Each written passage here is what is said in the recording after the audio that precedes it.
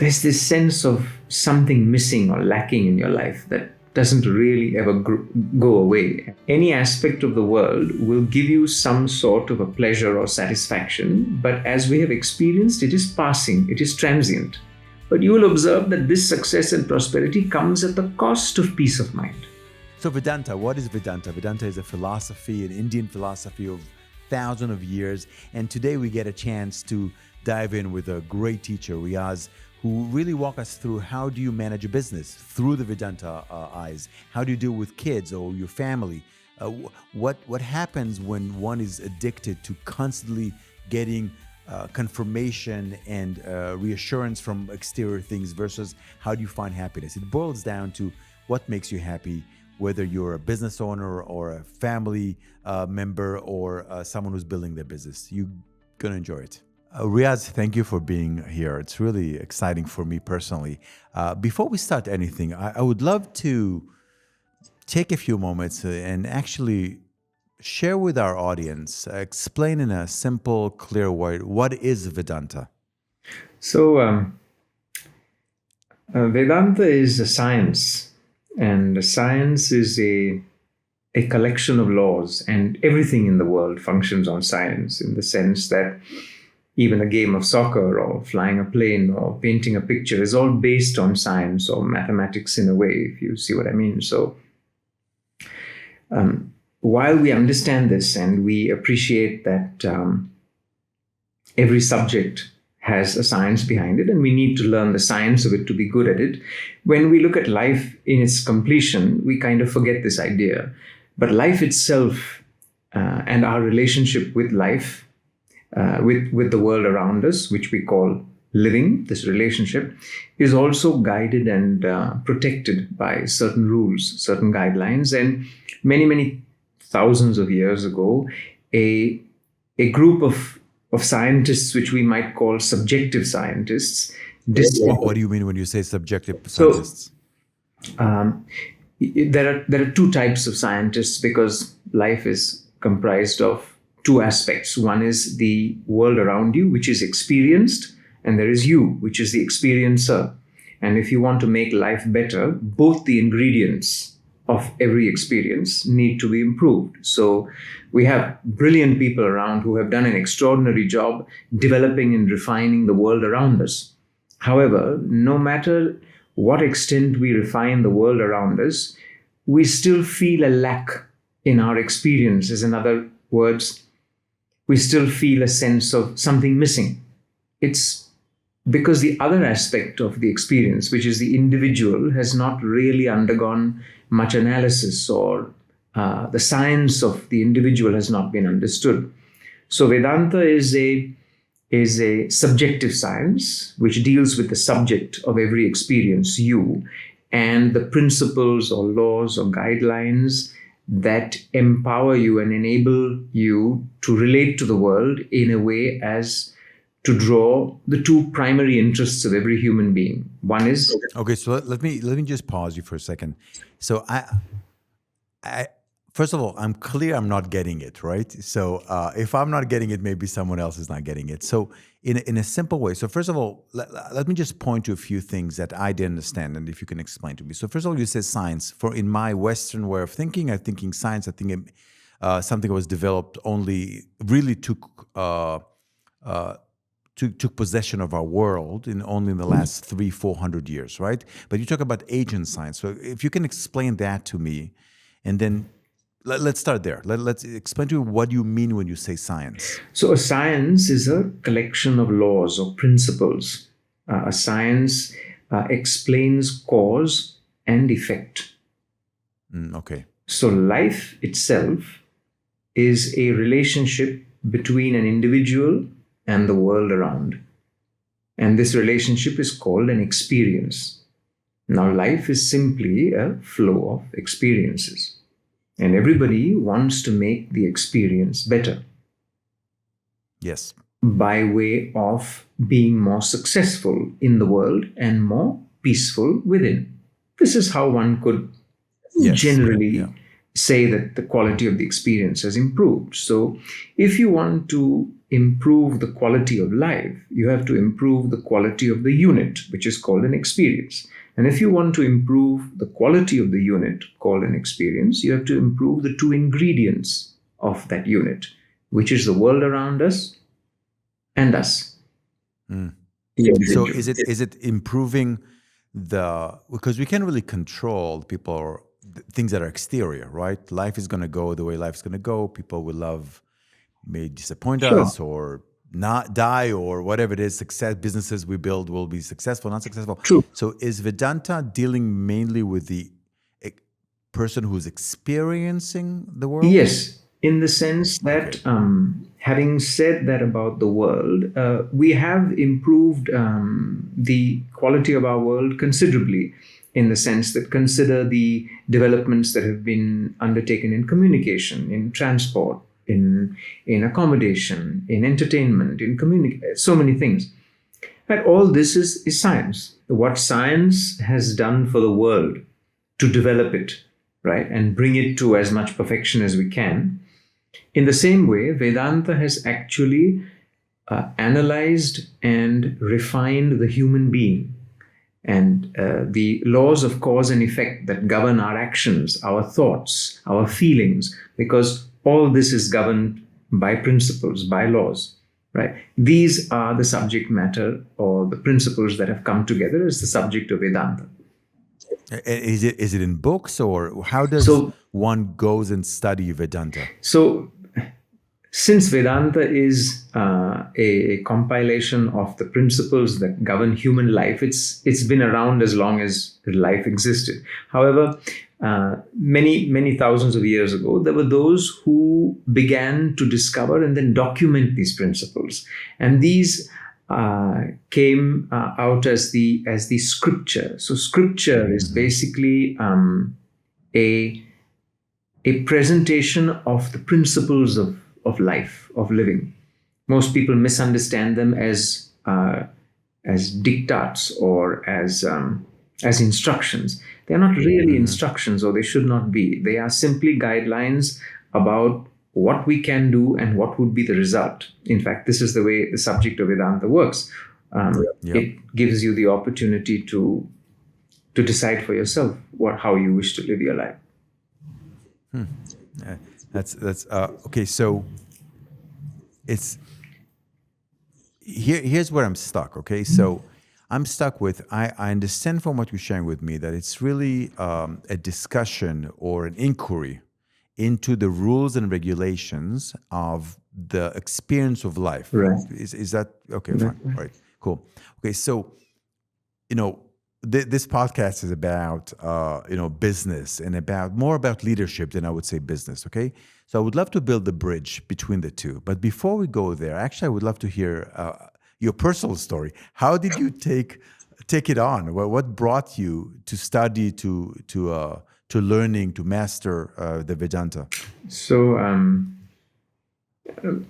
like any other youngster, I grew up reasonably successful and capable, and I was a chef. So really, yeah. Wow. So you should have done this podcast in person. I mean, we should be doing it over food. Yeah. So yes, so all that was going well, and yet, there's nothing that actually disappoints you as much as being successful, because it's then when you realize that what you imagined you would draw satisfaction from doesn't really give it to you, and you're still left wondering, okay, now what? Now where? Now who? Now when? Right? So these were the questions that I was asking at the age of 24, which is now 26 years ago. And I, again, like every 24-year-old, when we're asking questions, we ask them, but we still believe we know everything. And I was actually dragged kicking and screaming to one of the lectures because it was a philosophical lecture. And you said, I'm 24 and my cup is full. Why do I need to hear? Precisely, Yeah.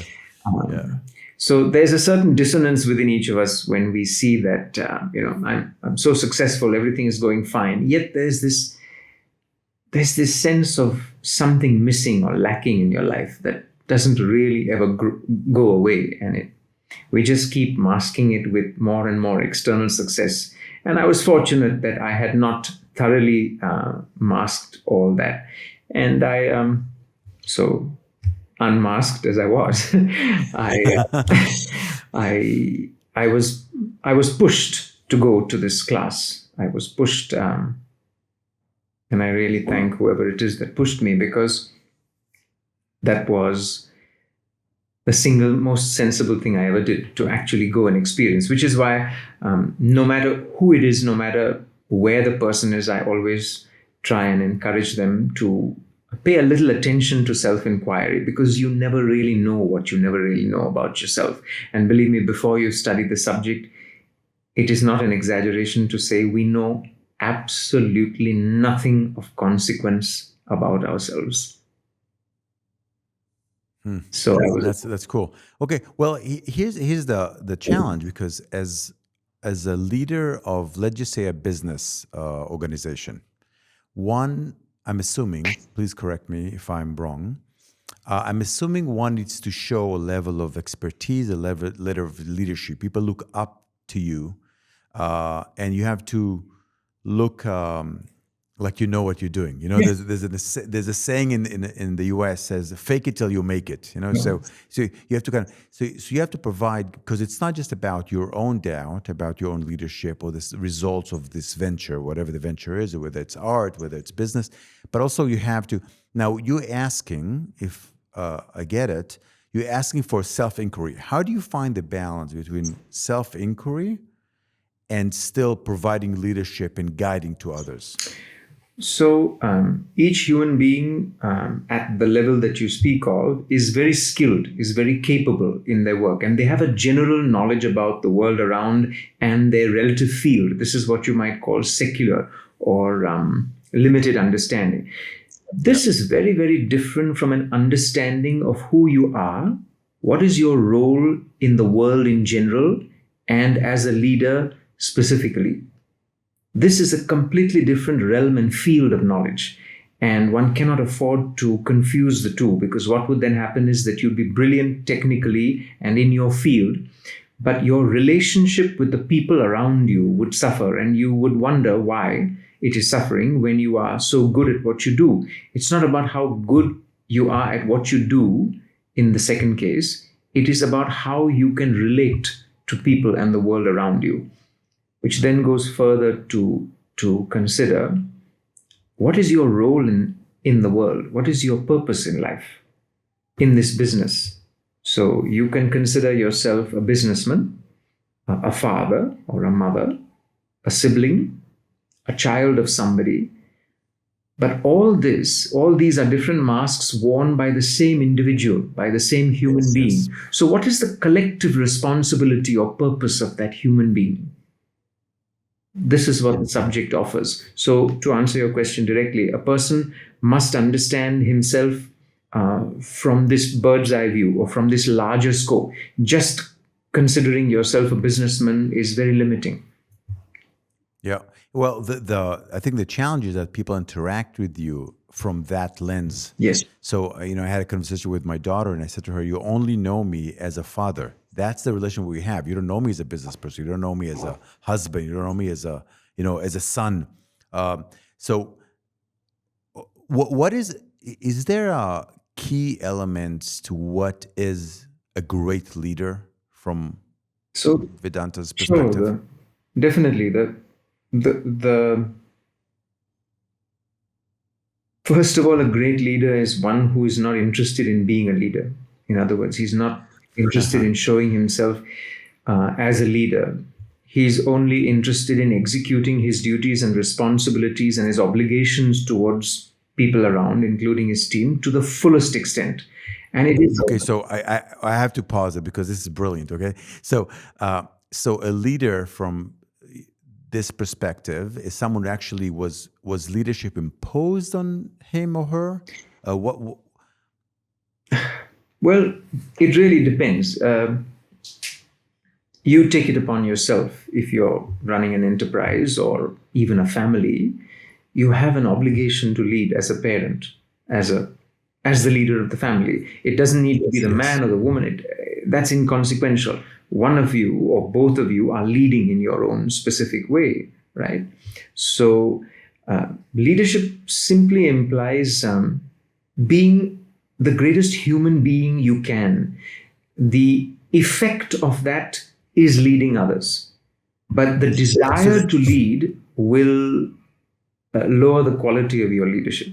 Oh, okay. So let me say it in my words to see if I understand. So what you're saying is that by committed to extraordinary service and providing what is needed, whatever it is in the business, in the family, in the structure, leadership arises naturally. Yes. You become a leader, okay, but your eyes are not on the leader. Your eyes is on the task ahead. That's right. Consider the great ones who we all respect. For whoever you pick quality leaders that you know of, you will observe each of them was more concerned about the ideal, which is the higher purpose in life to be reached, rather than nominating themselves as leader. Yeah, it is that broader focus that makes for enlightened leadership, not the position, not the title. There are enough phenomenal leaders who are not really leaders at all. Of course, yeah. They lead, but they're not leaders, right? I think that's a difference, And okay, so if one is committed to results and one to an extraordinary result, out of the ordinary result, that's what extraordinary means, right? Out of the ordinary results, do people around them can smell it, feel it, and elevate them to a leadership position? Is that how you see it? So the second part of the leader, also as important, if not more, is that the leader must have an unselfish goal in life called an ideal. A selfish leader is no leader. It is the interest in pursuing a higher ideal. So let me just make this clear. What is a higher ideal? All of us are familiar with desires. I want. Yeah, this is a simple thing. I want this, I want that. I want this, I want that for me, for myself, my friend, my family, my brother, my sister, my people. So this is called desires, right? So desires are wants connected to your personality, to yourself, to your ego, and they are by nature limited. Whereas when you posit a purpose beyond yourself, for example, like benefiting not only yourself but a community, or benefiting not only your company but the city or the country or humanity in general, or all living beings, the earth as itself, right? These are called desires for a larger goal, and a desire for a higher purpose or a larger goal is called an ideal. So when an individual entertains an ideal, he moves from what is called incentive driven action to initiative driven action. He is inspired, he has his own initiative, and that is what creates excellent leadership. Okay, so I'm purposely want to make it simple. Right. Okay, so I want to open a coffee shop. Right. I'm a young person. I'm an entrepreneur. I want to open a coffee shop in my neighborhood. Cool. And when I opened it, I said, "Look, a lot of people drink coffee, and I want to make a lot of money so I can travel with my family and I can do all those things." Right? Okay, so that's just an example. Perfect. Okay. Perfect. So walk me through, taking this simple example, walk me through where's the gap between how I see it. I'm the entrepreneur who just want to open coffee shop so I can, and where's the gap that is between true leadership, because I'm going to have to lead. I'm going to lead my staff, have relationships with my customers, etc. Where is the gap in what I just described that one should look at to really see if they're true leaders? To create the situation that leadership arises? Because like you said, if you focus being a leader, you're not going to be a leader. Yeah. Sure. So you could consider exactly what you said, which is, I want to I want to open a coffee shop. I'd like to generate funds. Let's be clear. A business is about generating funds. You're not running a charity. We understand that. That's perfectly acceptable. It's the way of business, which is perfectly fine. Yeah, it's the design of the idea of business. It's the design of business. However, if you can consider, okay, I want to make money out of this, which is great, which is fine. However, I am providing a service to my customers. Let me consider genuinely from the bottom of my heart the very best service I can provide, which is not only professionalism, maybe the quality of the ingredient, maybe the environment, maybe the stimulation that they get when they enter. Is it exciting or is it calming? Then I have an obligation to my staff. For example, I consider, okay, I have the privilege of offering these people employment. Now, am I just giving them money, or am I also building a culture of service? So as a team then, can we do something for the community? So it's not just about serving so that I generate money. And when we do all this, what is interesting to note is the money comes. Whereas when we don't do all this and only focus on the money, there's a lot of struggle and strain. And if the money comes, it also goes very easily. You see? Okay, that's great. I when you were sharing it, I thought about two things. First of all, I thought about Apple, because Apple, that when you read about the history of Apple, Steve Jobs was so committed to the design, to the service, and that naturally they became a $3 trillion company. But it wasn't about that. It was about the perfection, the experience, the customer experience, etc. So I totally get it that success and wealth is a byproduct of your commitment to providing something. Correct. Okay,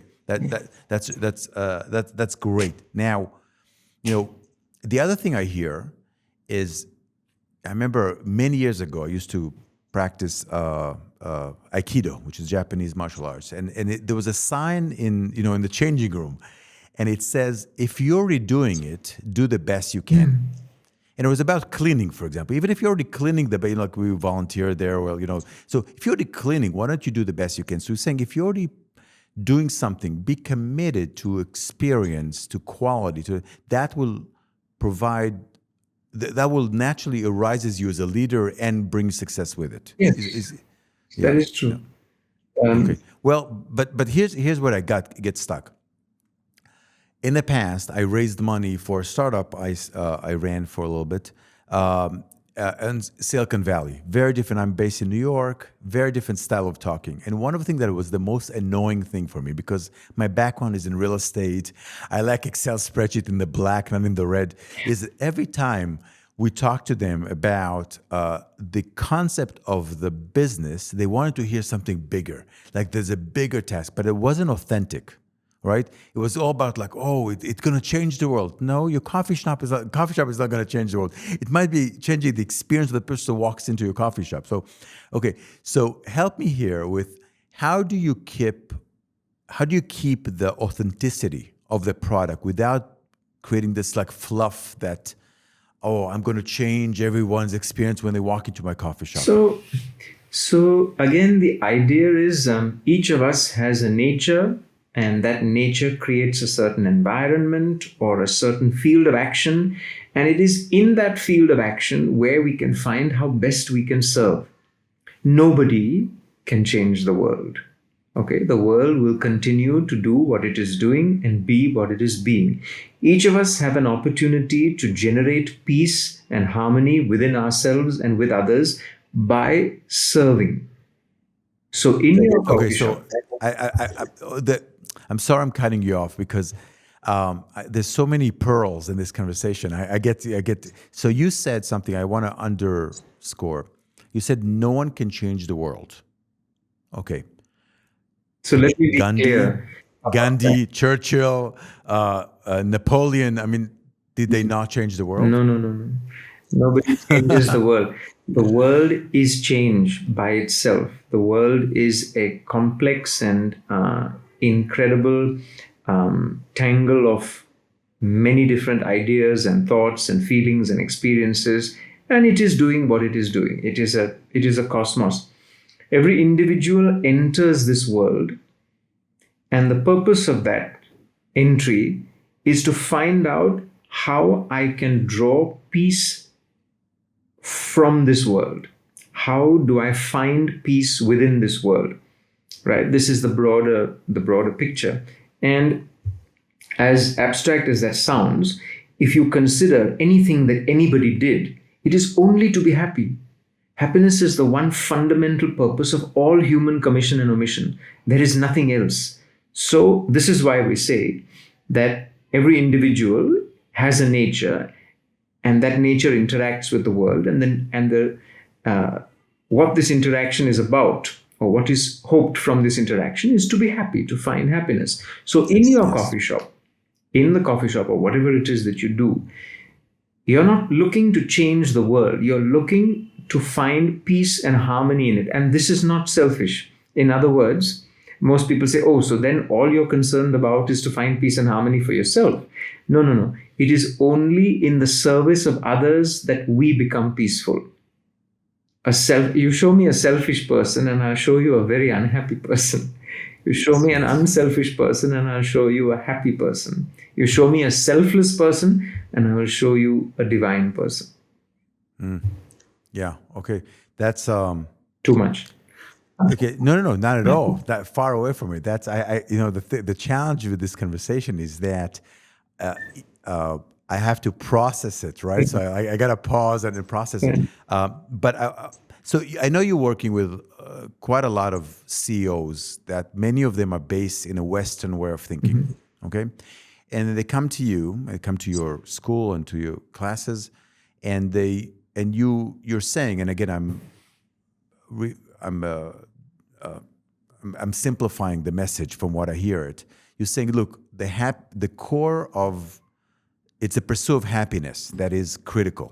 And in that pursuit, it's an internal process. It's not an external process. So it's really about you working. Now, it's service for other, you'll provide happiness, et cetera, right?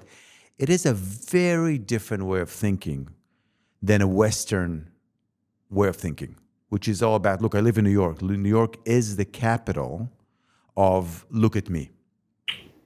Look at my plane, look at well, you don't have too many cars, we have subway, but I'm saying it's all about the size of your house, the size of your trips, the schools you send your kids to, et cetera, right? So share with us a little bit about that gap, that bridge that when someone comes to you and says, look, I heard about the class, it's amazing, I want to take it. And they're coming from a very Western way of thinking. Where do you see, first of all, is their first struggle? Where do they struggle? Okay, so as I promise you, it's not going to be easy conversation. It's going to be fascinating, but not easy. So as we've discussed in our class, there are primarily two elements of every experience: the outside world and the individual. Right. So there are two types. Everybody's searching for happiness, but there are two types of search. Those who search in the world out of conditioning, because that's all they know, nobody's fault, we're not blaming anybody, but those who search externally, because that's how they've been conditioned and that's what they've seen around, are called extroverted. An extrovert is one who is seeking happiness in the world. And they will seek it through the five senses: sight, sound, smell, taste, and touch. They will seek it through the emotions. They will seek it through ideas. And our very clear experience is that while these things entertain for a while, they do not lead to sustainable happiness. So it's just a question of observation of our own lives. It's not rocket science. Then there are those who have found out this incompleteness, that something is missing, and having explored the world and its ability to give satisfaction, and found it wanting, they understand the only other direction is inwards, and they become introverted. So an introvert is merely somebody who is now exploring within himself for happiness.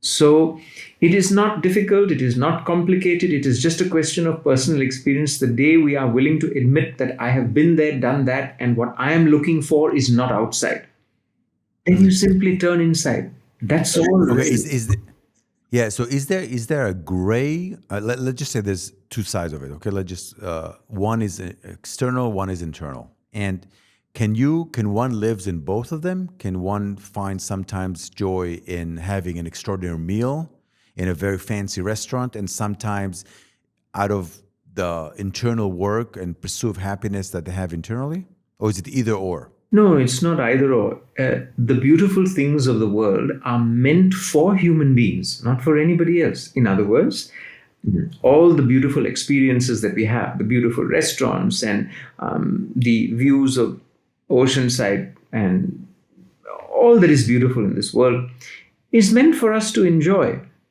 The point is that what we believe is that that can give me happiness. It cannot. It can give you a temporary pleasure. Yes, So there's nothing wrong with of pleasure, course. but don't get confused. It's Exactly. it's it's in temporary, and it's and okay, yeah. Anything, so any aspect of the world will give you some sort of a pleasure or satisfaction, but as we have experienced, it is passing, it is transient.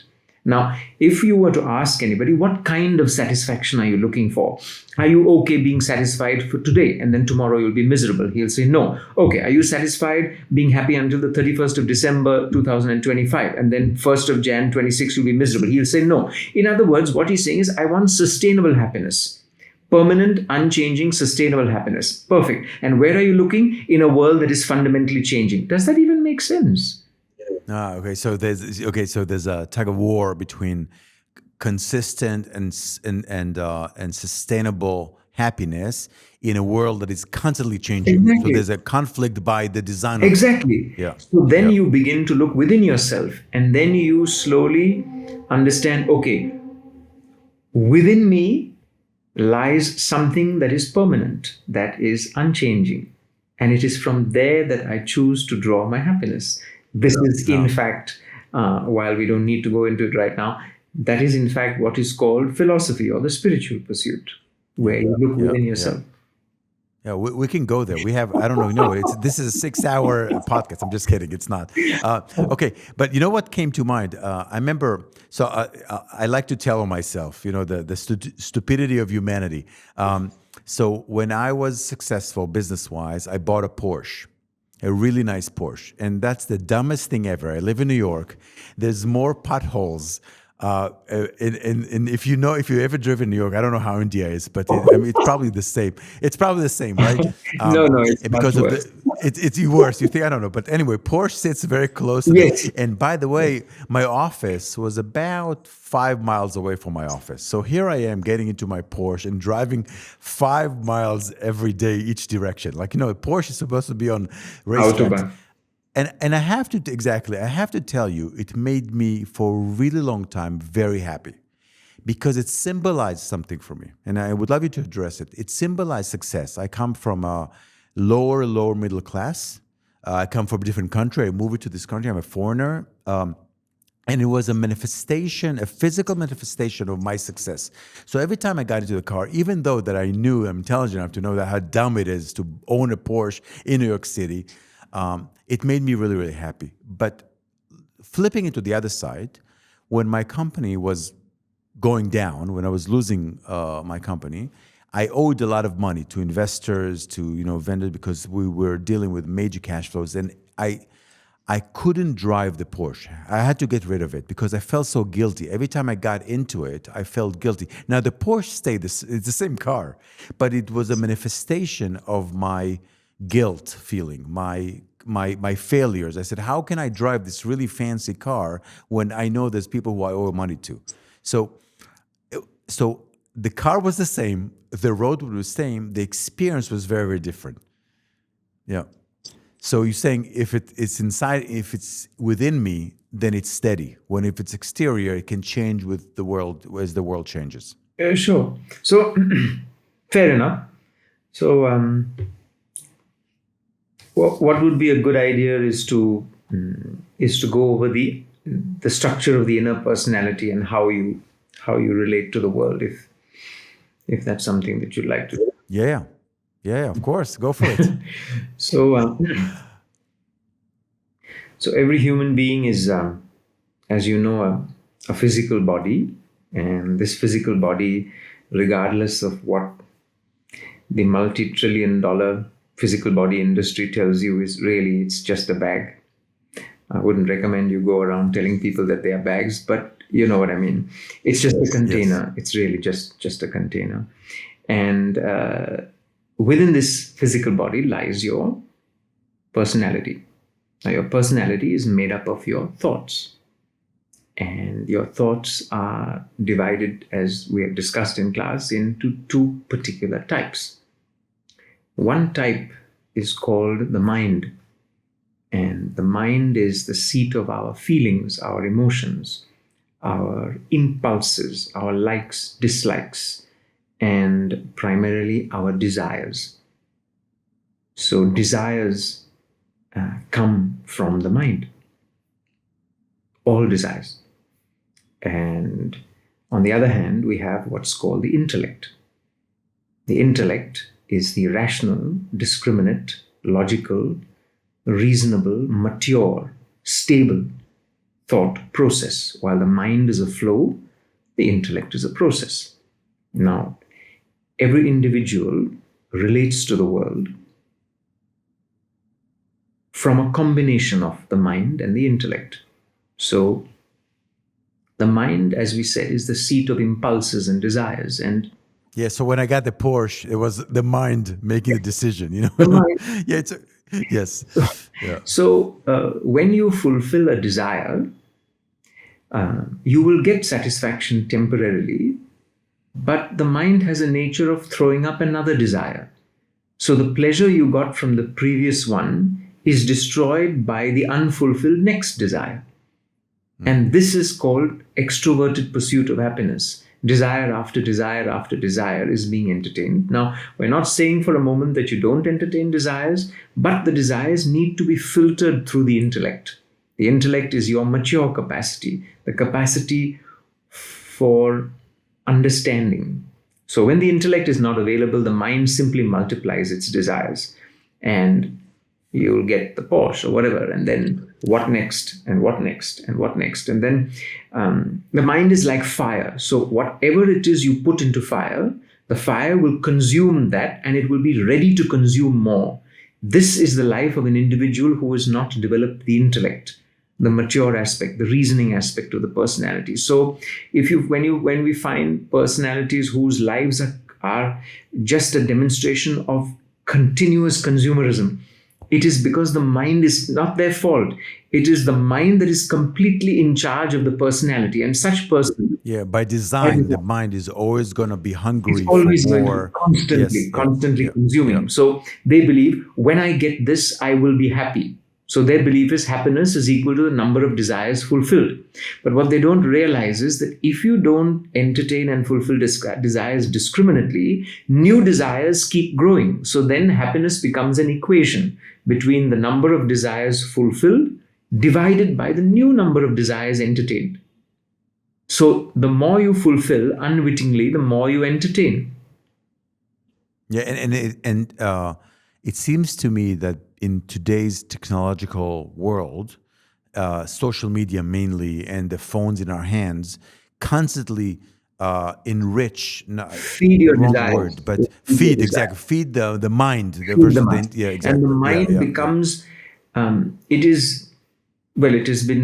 has been my privilege to study for the last 25 years the unimaginably destructive force that an unchecked, untamed mind can be. It is the cause of unhappiness, stress, strain, worry, anxiety, fear, distress, tension, feelings of hopelessness, sense of lack of direction. It is all due to the mind and its limitless, diverse desires, which cause chaos in the personality, because they are all diverse, they're all in different directions. Whereas the intellect, on the other hand, is the discriminate aspect of the personality. The intellect is not averse to fulfilling desires, but the intellect says, okay, check. What has come out of the number of desires that you have fulfilled in the past? Where are you now? Right? So you can go ahead and fulfill the desire, yes, but discriminately, reasonably, logically. You don't sell your personality for the next object of desire. because they've never Yeah, worked. which sounds to me like a very challenging, especially in the culture I live in. It's very challenging. I see.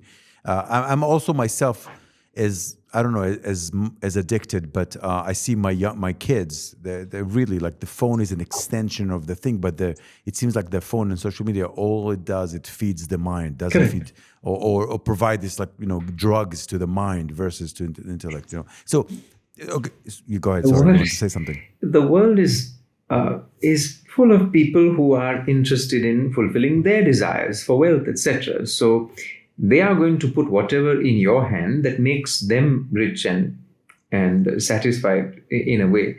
They are not interested in that child. They are not interested in the youngster. They are not interested in the quality of your life.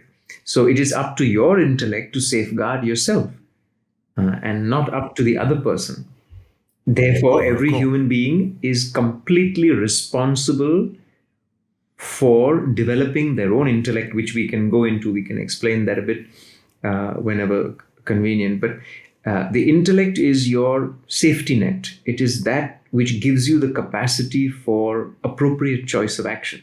Without an intellect, you are a helpless victim of the world, because the world Yeah, will constantly stimulate and agitate your mind. You can't blame yeah. the world for that. No, that's really it's a great uh, path to the next question I have, which is, look, if the people that I talk to, they're very committed to whatever it is, can be their art, can be their business, could be their sport, whatever it is, and you have X amount of hours in the day. The reality is one needs to eat, take care of their family, sleep, etc. Right? And I won't be surprised if when someone listens to our conversation, they will say, "Look, I totally I see the trap. I understand what Riyaz is saying. I see the trap of being constantly fed this junk fed the mind by the junk. I understand. I need the intellectual growth. How the hell do I do that with First of all, running? Yes, first yeah. thing, don't accept the way you are living. Question everything. Don't question other people. They'll get annoyed and snap at you. Question yourself. Question why it is you do what you do. Who put those thoughts in your head? The vast majority of humanity is functioning on herd instinct. Observe it.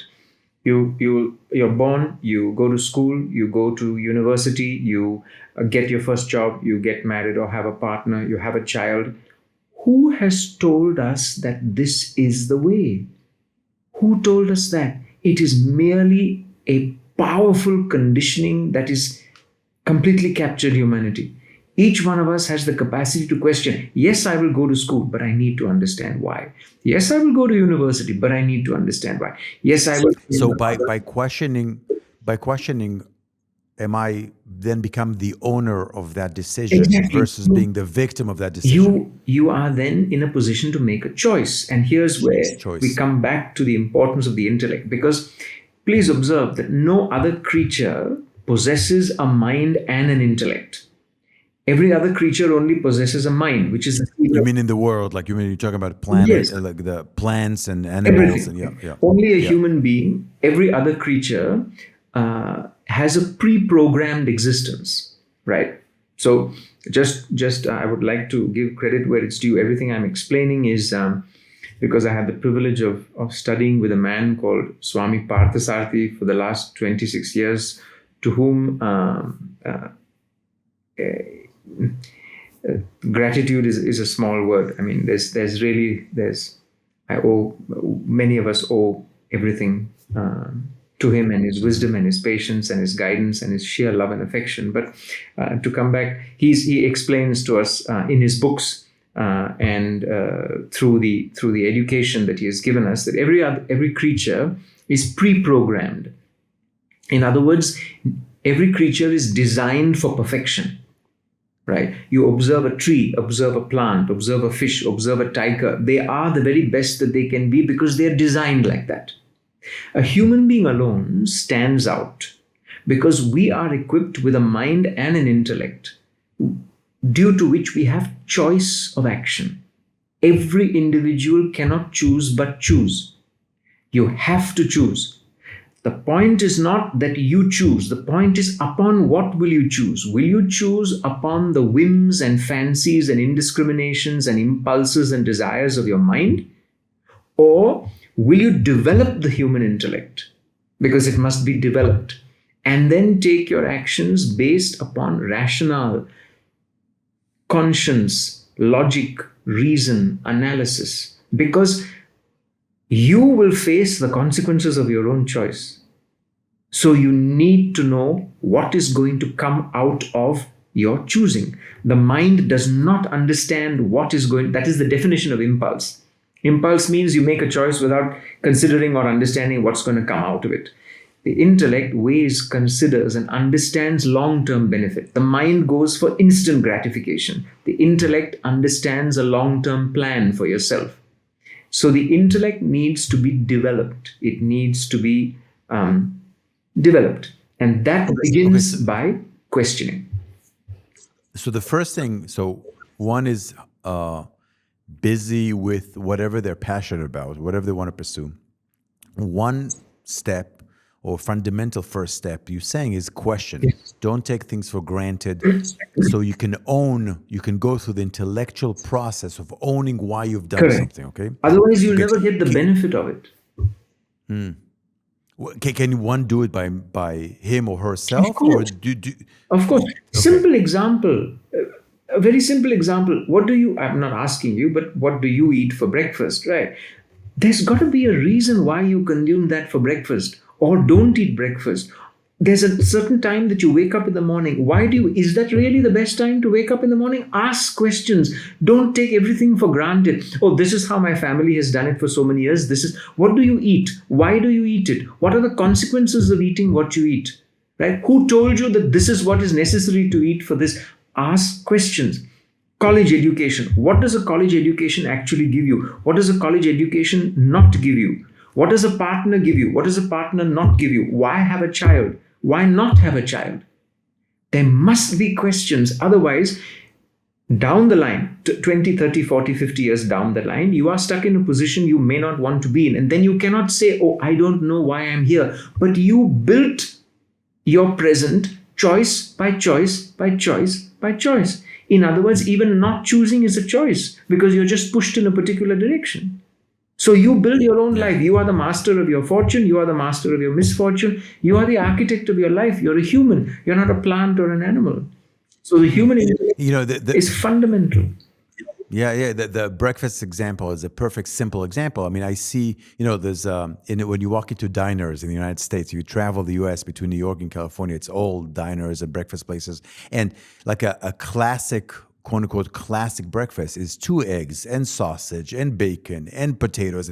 And it maybe made sense when someone ate once a meal a day when they're farmers, right? The point. Exactly.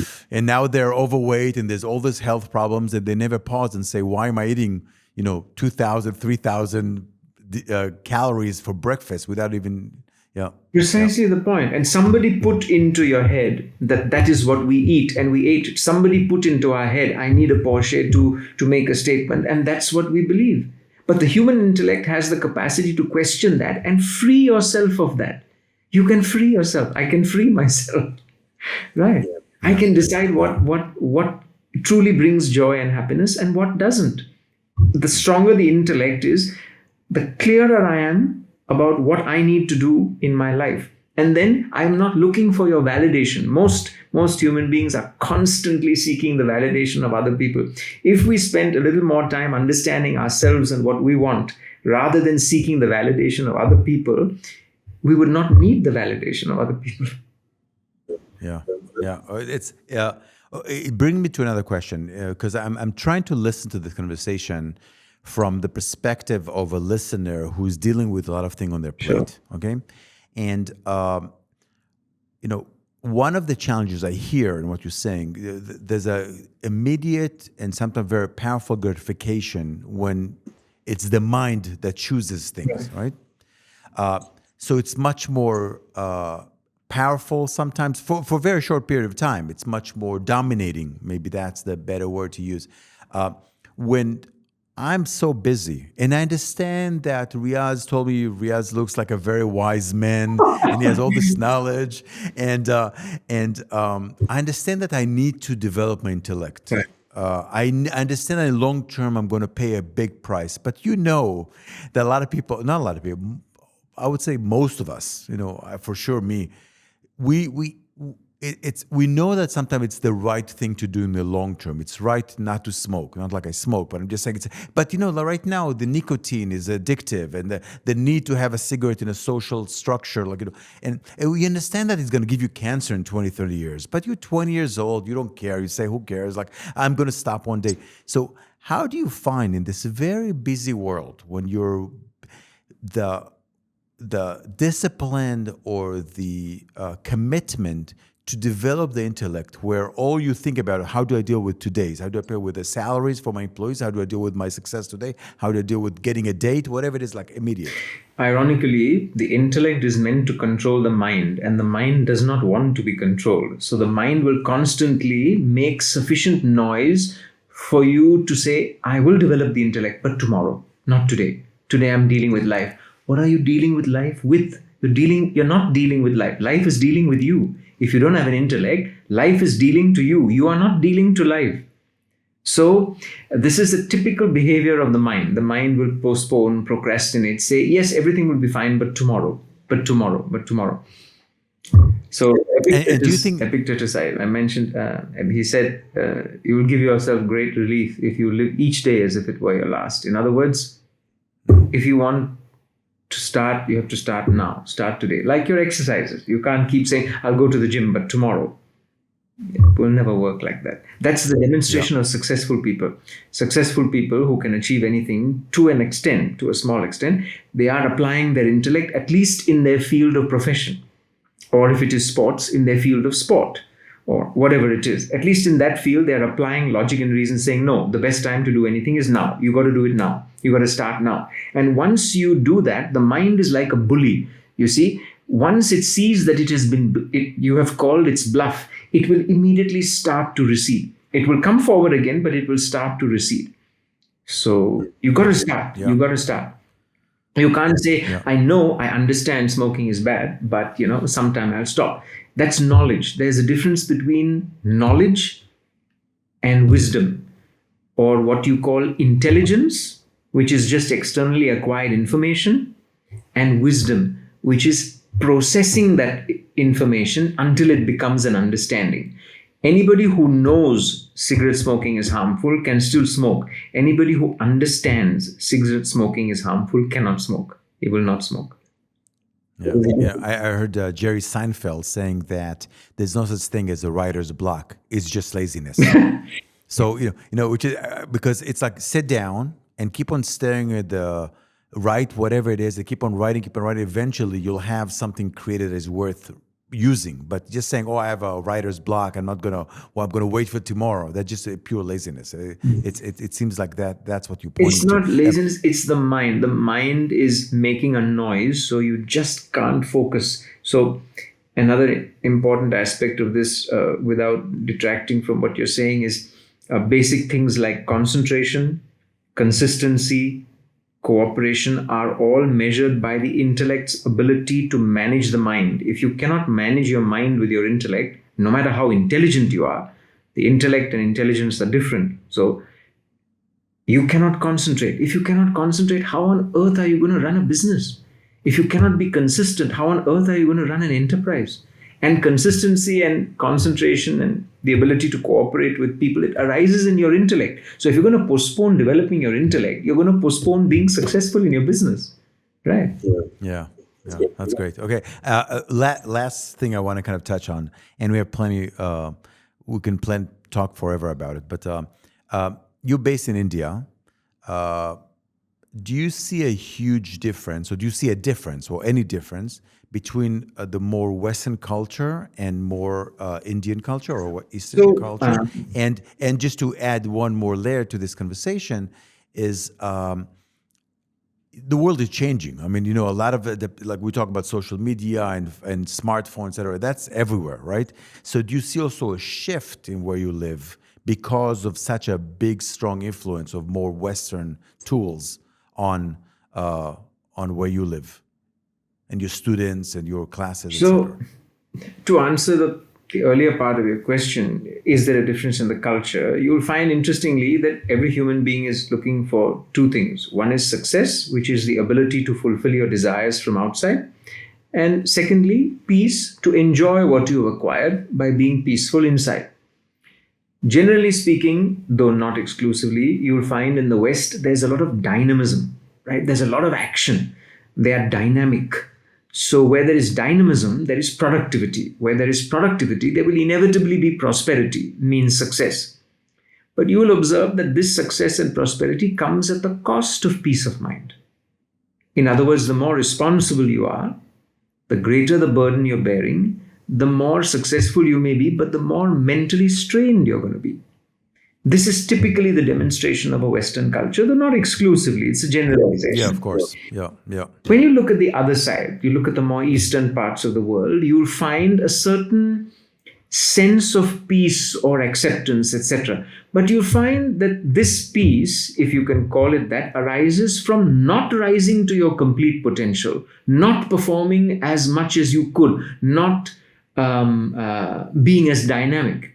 So there you find peace coming at the cost of prosperity. In the West, you find prosperity coming at the cost of peace. These are broad, general observations on the two different cultures. So what the subject of Vedanta does is, it gives us the opportunity to be optimally dynamic and perfectly peaceful simultaneously, which means practically the ability to sleep absolutely soundly, wake up fresh and enthusiastic in the morning about what it is you have planned to do. And when you leave the office, you leave the office. You don't carry the office in your head to your home. And when you leave the home, you leave the home. You don't carry your home problems to the office. You are where you are because you have an intellect. You are present. Otherwise, the mind is always leaking you into the past or rushing you into the future, and nobody is available in the present to perform the necessary action. How can you be successful or peaceful? That's. Do you see a shift around you because there's more of a prosperity element being brought from the West, and again we're generalizing? More than prosperity, what is observed is you cannot blame the West. We're not blaming. We're just observing because you have you're grounded in a very ancient Indian thinking and philosophy, right? And then you deal with a lot of people who are coming to your class or listening or learning are Westerners, successful, etc. And also in India itself, you have huge tech boom. You have huge amount of phone being used. It's the largest democracy in the world. All those things that no one controls the material. So what you're in other words saying is that the culture here is suddenly hyperstimulated with a lot of wealth, a lot of stimulation.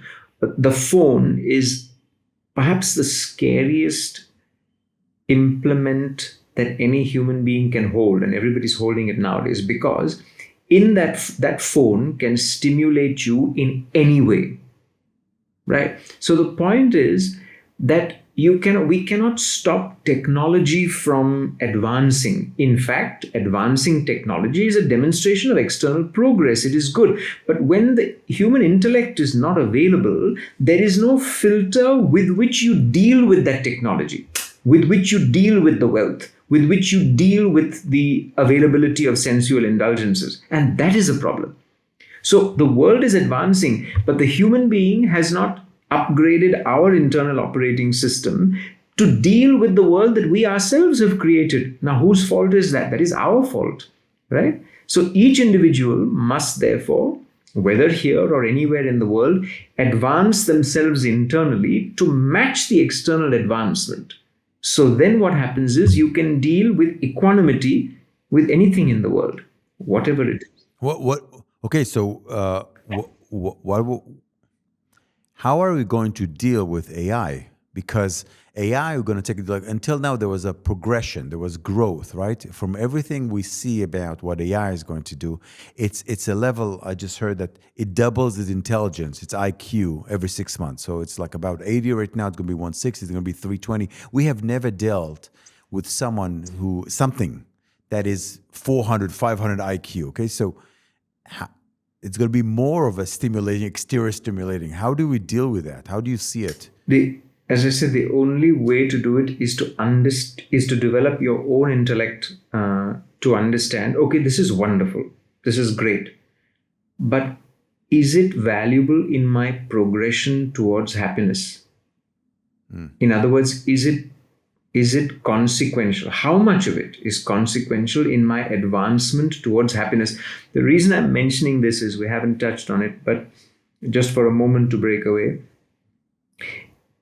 what the average human being may benefit from doing is to analyze, look, what am I after in my life? What is it I really want?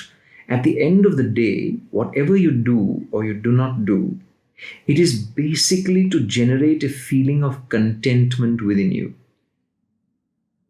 If this becomes clear, then what happens is you can use that as a measure to deal with anything in the world. Do you want a college education, an Ivy League education? Yes, no, why? What is it going to give you in advancement towards your goal? Do you want a partner? What is it going to give you in advancement towards your goal? Do you want a child? How much of AI then do you want to contact? Sure, it has its uses, definitely.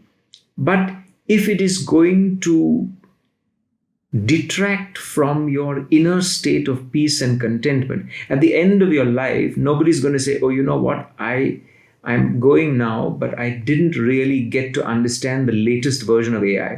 Nobody's going to say that. What they're going to say is that I came into this world really not understanding my position here. I went through this journey called life. I'm going now, and frankly, I still don't understand what I was supposed to do here. That is what they'd probably say. Yeah. Oh, what a great way to end. So before we wrap it up, I would love to. If someone listens to this conversation and wants to learn more, Yes. how do they find out? What's the ability? Give us a little, give us tools. So the first thing one would recommend is our teachers' life's work.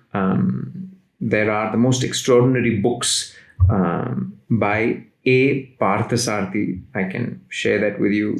Yeah, we'll share the note also. We can share the note, yeah. Mm-hmm. We have some basic books, right? 4 primary basic books. The first one is called The Fall of the Human Intellect.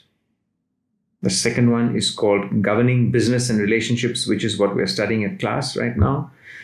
And well, I would say the third one, and you could understand that as Vedanta Treatise, The Eternities. That is Swamiji's magnum opus. And what is incredible is that this literature was written between 4 and 6 a.m. in the morning. For those who understand what that means, it means that it is the finest, purest demonstration of intellectual awareness. That's when your intellect is at its finest, between 4 and 6 a.m. So first, these are the books that one would recommend. After that, I would say that whoever is interested is welcome to our class. We're not expecting a gate crash because a subject like this never really is popular. No, but I can tell you, someone who's taking the class, that I'm delighted that I'm studying it with someone and not by myself. Sure. Yes, so, it certainly helps. Exactly. Okay. So they are more. Okay. And you guys, okay, so we can also list the website if someone welcome is looking for a class. Sure. Okay, perfect. We could even do for those who are interested. We could get together and have an introductory session, and then build. As you've seen in our class, it becomes sort of like a thought family where people come together and begin to understand each other through the subject. And there is an incredible, for those who really want to take it to the next level, there is an extraordinary program called the Complete Online Vedanta Study, designed, curated, and executed by Swamiji himself, by Swami Parthasarathi. Somebody who really wants to know everything that there is to know about themselves. That's what they do. That's the one. Oh, amazing. Riyaz, thank you. I know it's early for us, New York. It's late for you in India. I enjoyed, as every conversation I'm always having with you, it's been really extraordinary. So thanks for your generosity and for your teaching. And I hope many people are going to listen to it and kind of find the magic in what you're teaching. That would be wonderful. Okay.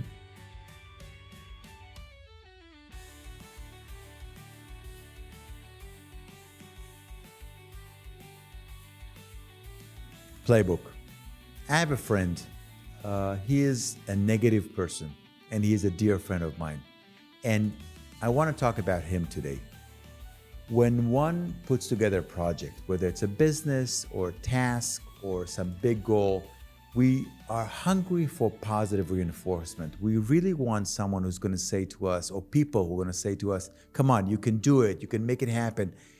But each and every one of us gotta have someone in their life that is just negative. And when I say negative, I mean something very, very specific. I'm not talking about someone who's just gonna dismiss something you're saying, but someone who think from the empty part of the glass. Someone who doesn't see opportunities, but actually wants to really challenge you, because when you have a great idea, even though it's a little shaky, it's in the beginning of something, you want to go to that person who's the negative person in your friends and ask them what they think about it, and listen to them very keenly. And why do you want to listen to them? Because they're going to try from the very negative perspective, the very pessimistic element of thinking, they're going to try to pierce through your idea.